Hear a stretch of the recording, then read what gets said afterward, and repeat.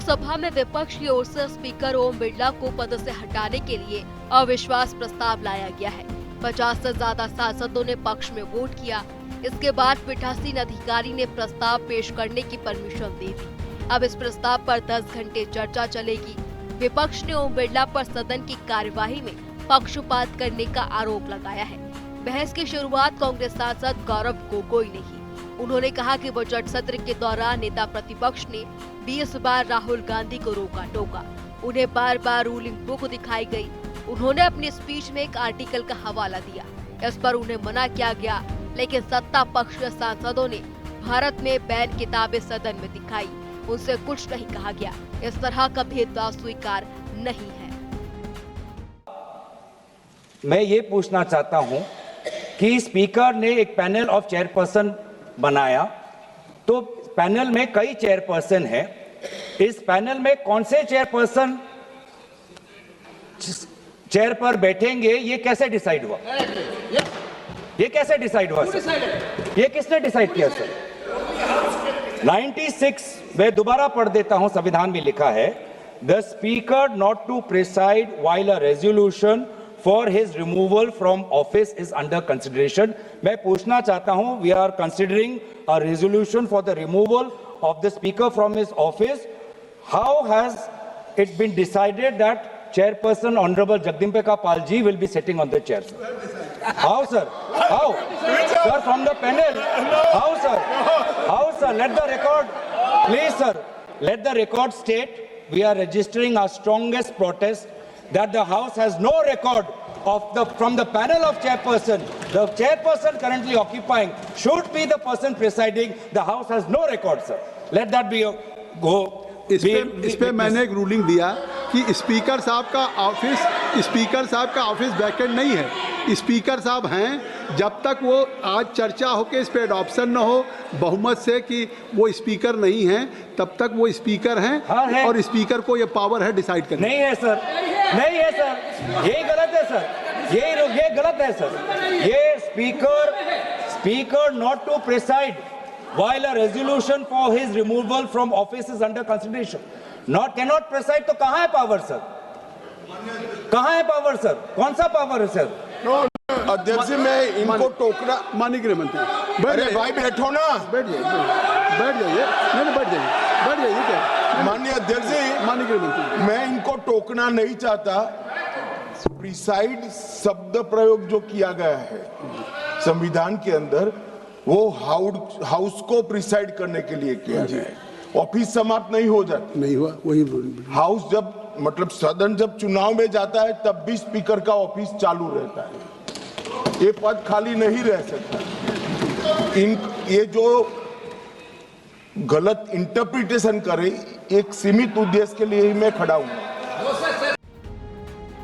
कार्यवाही के दौरान कांग्रेस ने स्पीकर की गैर मौजूदगी में डिप्टी स्पीकर नियुक्त न करने पर सवाल खड़ा करते हुए कहा कि चेयर पर बैठे जगदम्बिका पाल कैसे इस दौरान कार्यवाही चला सकते हैं। वहीं असदुद्दीन ओवैसी ने नियमों का हवाला देते हुए पॉइंट ऑफ ऑर्डर उठाया और कहा कि जब स्पीकर को हटाने के प्रस्ताव पर चर्चा हो रही हो, तब स्पीकर को कार्यवाही की अध्यक्षता करने का अधिकार नहीं होता। जो व्यक्ति चेयर पर बैठे हैं वो भी स्पीकर की मंजूरी से ही आए हैं, इसलिए वो इस प्रस्ताव पर कार्यवाही नहीं चला सकते। उन्होंने मांग की कि बहस शुरू होने से पहले सदन की सहमति से तय किया जाए कि कार्यवाही की अध्यक्षता कौन करेगा। आपको अनुमति मैंने नहीं दी, आप ऐसे नहीं खड़े होंगे। और अपने अल्फाजों पे ख्याल रखिए, मजाक नहीं उड़ा है। आप रूल देखिए, रूल 10 देख लीजिए, रूल 10 की बात कर रहा हूं मैं आपसे। पहले मुझे रूल 10 देख लीजिए, आर्टिकल 95 भी देख लूंगा। उपाध्यक्ष या पीठासीन सदस्य की शक्तियां और उपाध्यक्ष या संविधान अथवा इस नियमावली के अंतर्गत सभा की बैठक में पीठासीन होने के लिए सक्षम किसी अन्य सदस्य की, जब वह पीठासीन हो, वही शक्तियां होगी जो कि पीठासीन होने पर अध्यक्ष को होती है। और इन शक्तियों के प्रयोग में इन नियमावली में, आप कृपया बैठिए, इस तरह नहीं खड़े होंगे। जब मैं बोल रहा हूं तो आप नहीं खड़े रहेंगे, आप बैठ जाएं। आप पहले बैठ जाएं, आप बैठ जाएं। हाँ, धन्यवाद। नहीं, आप बैठ जाएं पहले। जब वह पीठासीन हो, वही शक्तियां होंगी जो कि पीठासीन होने पर अध्यक्ष की हो। कांग्रेस और असदुद्दीन ओवैसी के आरोपों पर हस्तक्षेप बीजेपी सांसद निशिकांत दुबे ने किया और कहा कि नियमों के अनुसार चेयर पर बैठा कोई भी व्यक्ति स्पीकर जैसी शक्तियां रखता है और वो कार्यवाही की अध्यक्षता कर सकता है। किरण रिजिजू ने भी इस बात का समर्थन किया।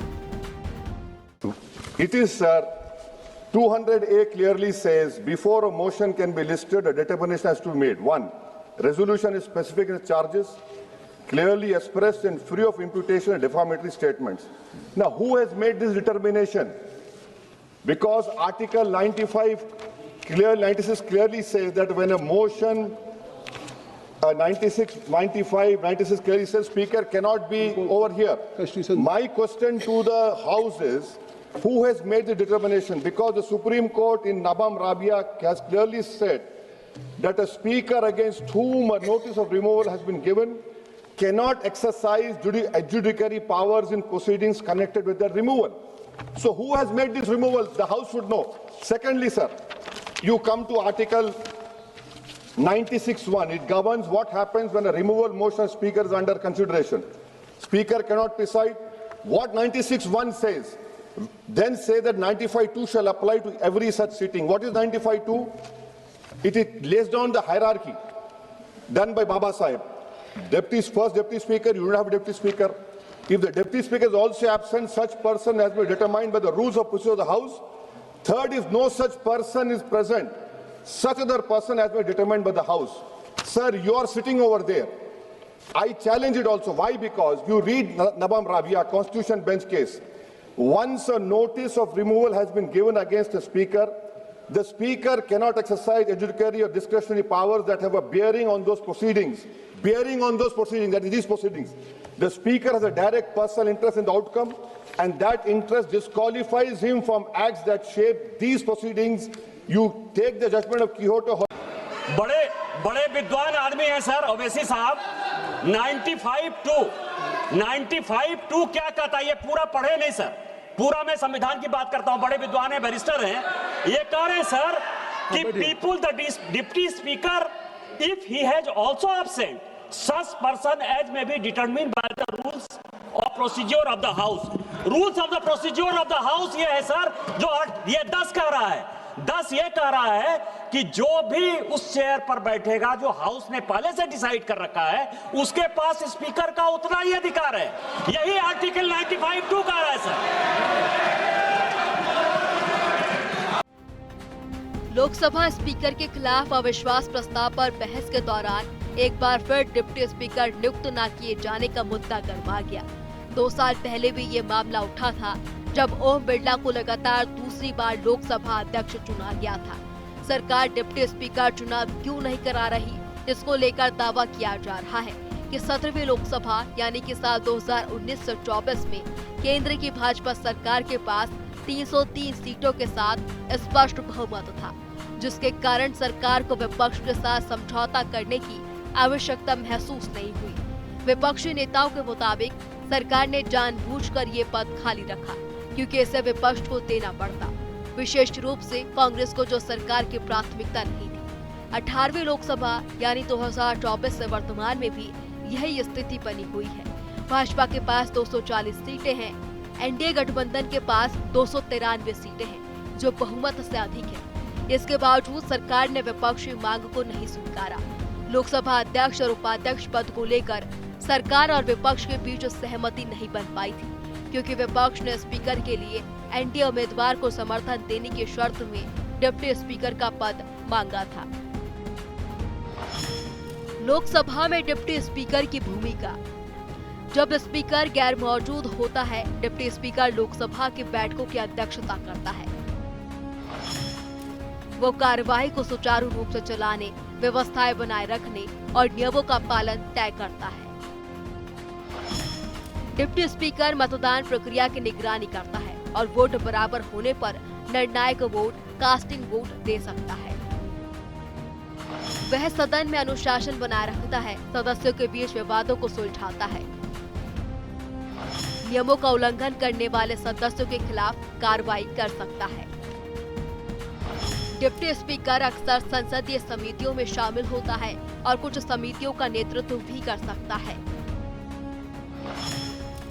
यदि स्पीकर का पद खाली हो जाता है तो डिप्टी स्पीकर तब तक स्पीकर के कर्तव्यों का पालन करता है जब तक नया स्पीकर नियुक्त नहीं हो जाता। डिप्टी स्पीकर लोकसभा सदस्यों के सुझावों और शिकायतों को सुनता है और कार्यवाही को पारदर्शी और निष्पक्ष रखने में मदद करता है। विनम्रता से मैं कहना चाहूंगा कि किसी भी अगर प्रावधान को पढ़ा जाता है तो उसको पूर्णता में पढ़ना चाहिए। मैं 95 क्लॉज 2 को फिर पढ़ना चाहता हूं। During the absence of speaker from any sitting of the house, the people, the deputy speaker of is also absent, such person as may be determined by the rules of procedure of the house. If no such person is present, such other person as may be determined.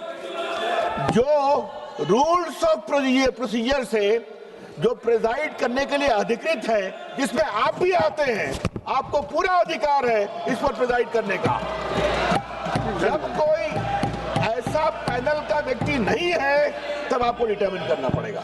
इसलिए फिर मैं कह रहा हूं, कृपा करके देखिए, और इफ नो सच पर्सन, ये है कॉमा, इसलिए जो ऑलरेडी डिटरमिन्ड है रूल 10 के अंतर्गत, जिसमें आप भी आते हैं, आपको पूरा अधिकार है।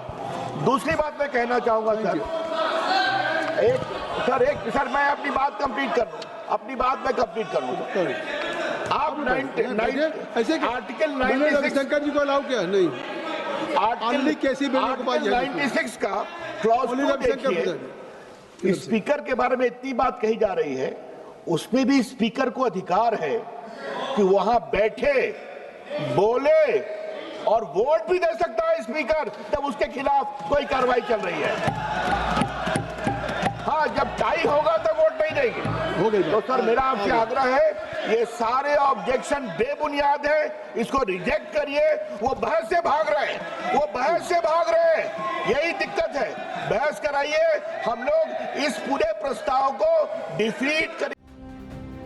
लोकसभा स्पीकर ओम बिरला के खिलाफ अविश्वास प्रस्ताव पर चर्चा आर्टिकल 94 के तहत हो रही है, जिसमें स्पीकर को पद से हटाने की मांग की गई है। बहस के समय खास नियम है कि जब स्पीकर को हटाने का प्रस्ताव चर्चा में हो, तब स्पीकर खुद सदन की अध्यक्षता नहीं करते। उस समय डिप्टी स्पीकर या कोई अन्य सदस्य सदन की कार्यवाही चलाता है। बिहार की किशनगंज से कांग्रेस के सांसद डॉक्टर मोहम्मद जावेद ने लोकसभा स्पीकर ओम बिरला के खिलाफ अविश्वास प्रस्ताव पेश किया। लोकसभा स्पीकर के खिलाफ अविश्वास प्रस्ताव की प्रक्रिया। स्पीकर के खिलाफ अविश्वास प्रस्ताव अनुच्छेद 94C के तहत लाया जाता है। प्रस्ताव पेश करने के लिए 50 लोकसभा सदस्यों का समर्थन जरूरी है। 14 दिन पहले स्पीकर को लिखित नोटिस देना होता है। स्पीकर पर लगे आरोप स्पष्ट और ठोस होने चाहिए। प्रस्ताव स्वीकार होने पर सदन में चर्चा और वोटिंग होती है। प्रस्ताव पर चर्चा के दौरान स्पीकर सदन की अध्यक्षता नहीं कर सकते। प्रस्ताव पास करने के लिए लोकसभा में मौजूद सदस्यों का बहुमत चाहिए। प्रस्ताव पास होने पर लोकसभा अध्यक्ष को पद छोड़ना पड़ता है। अब तक 1994, 1966 और 1985 में प्रस्ताव लाया जा चुका है। तीनों बार लोकसभा स्पीकर के खिलाफ अविश्वास प्रस्ताव खारिज हो चुका है। देखिए, नो कॉन्फिडेंस मोशन की परिस्थिति जो आज पैदा हुई, उन तमाम बातें आज जो लीडर ऑफ अपोजिशन और अपोजिशन को हाउस में ओम बिरला जी के द्वारा रोका या टोका गया, वह तमाम बात आज चर्चा में आ रहा है। आप सही रास्ते और सीधे रास्ते से अनुमति नहीं देंगे विपक्ष को, तो विपक्ष उस कानूनी प्रावधानों का इस्तेमाल किया जो कभी कभी यूज होता है 30-40 सालों के इतिहास में।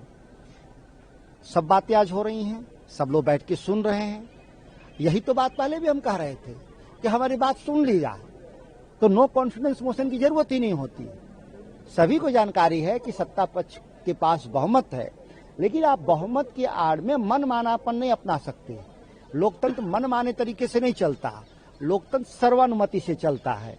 लेकिन यहाँ बहुमत की आड़ में मनमानेपन का जो काम शुरू हुआ है, उसको एक आज अंकुश लगेगा इस बहस के जरिए, और इस देश में ये बात जन जन तक जाएगा कि लोकतंत्र को और पार्लियामेंट को ठीक से सत्तारूढ़ दल के द्वारा नहीं चलाया जा रहा है। आप सांसद संजय सिंह ने कहा कि प्रधानमंत्री मोदी ने ईरान के साथ हमारे रिश्ते खराब कर दिए हैं, महंगाई की नई लहर दी है। वो जल्द ही लोगों से कहेंगे कि वो अपनी छत पर सूरज की किरणों का इस्तेमाल करके खिचड़ी पकाएं, क्योंकि देश में एलपीजी की कमी होने लगी है।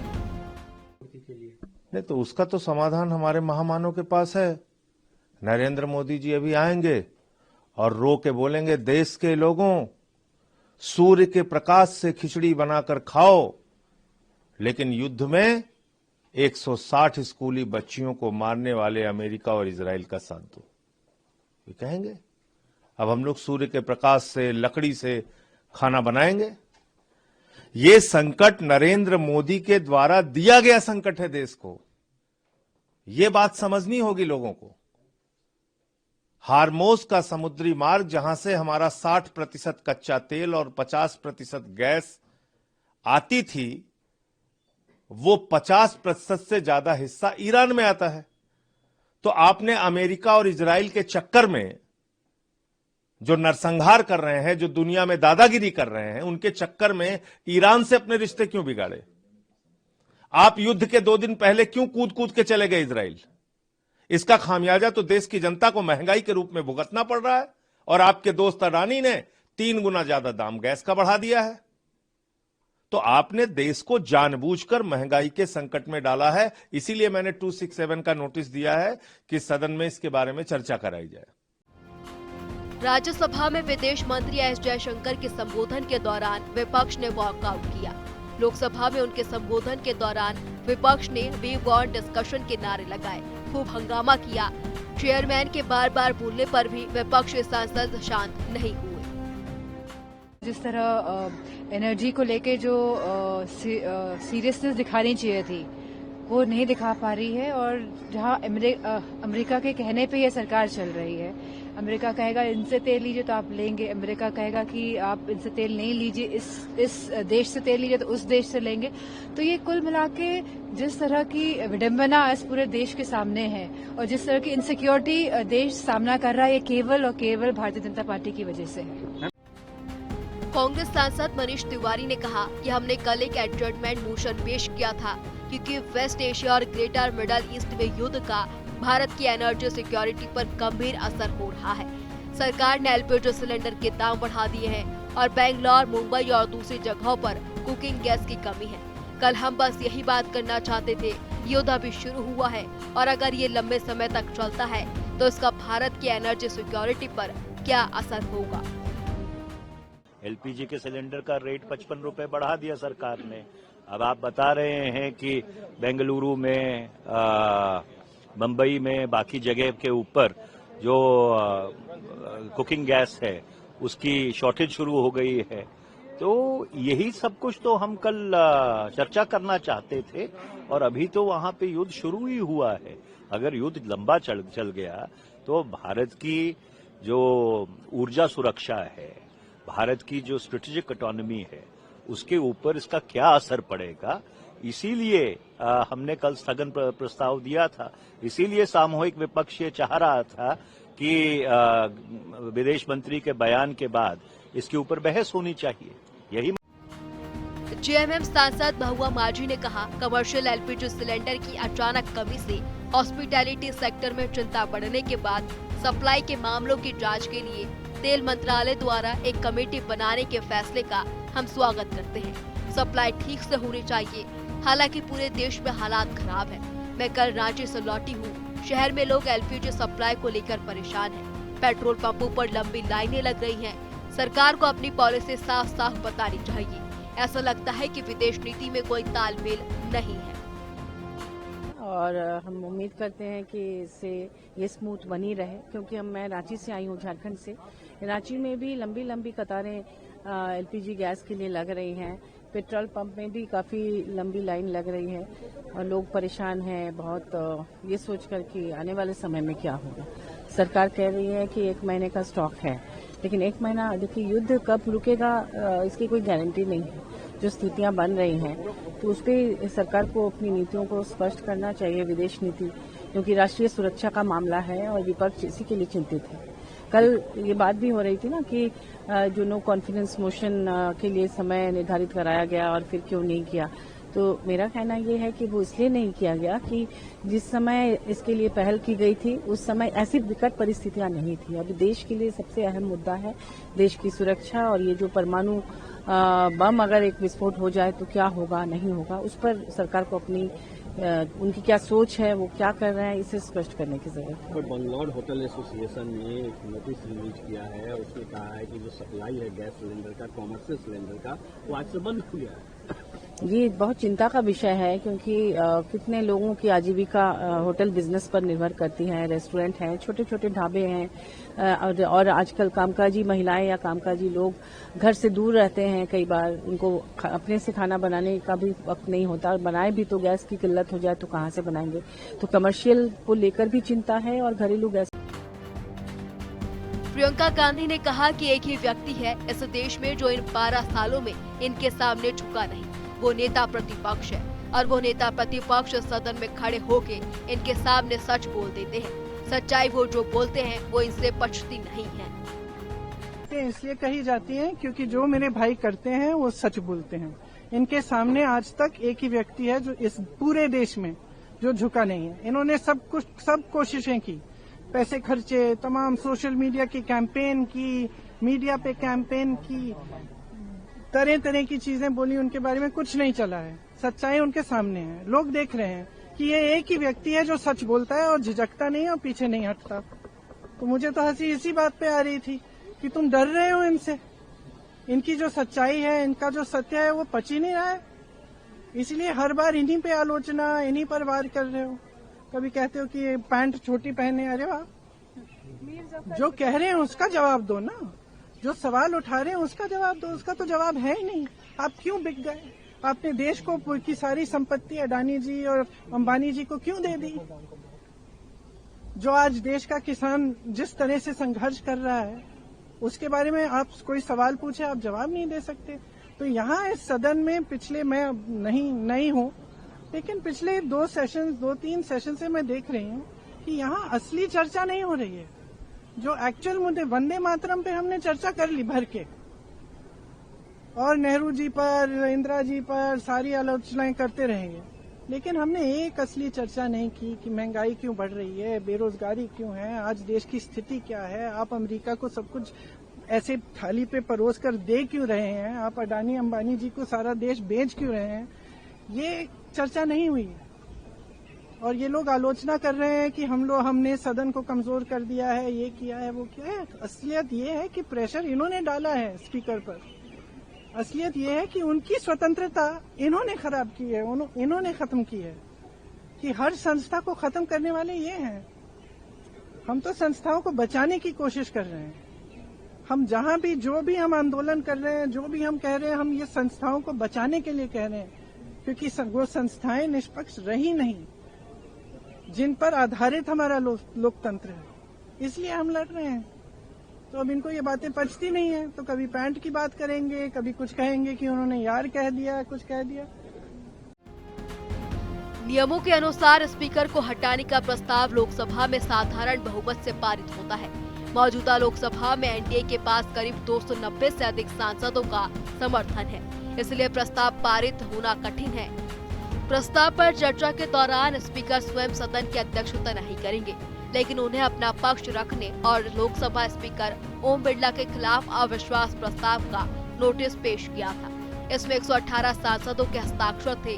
ओम बिरला अब लोकसभा नहीं जाएंगे। अविश्वास प्रस्ताव के गिरने के बाद ही वो स्पीकर की चेयर संभालेंगे। प्रोग्रामिंग डेस्क, जनता टीवी।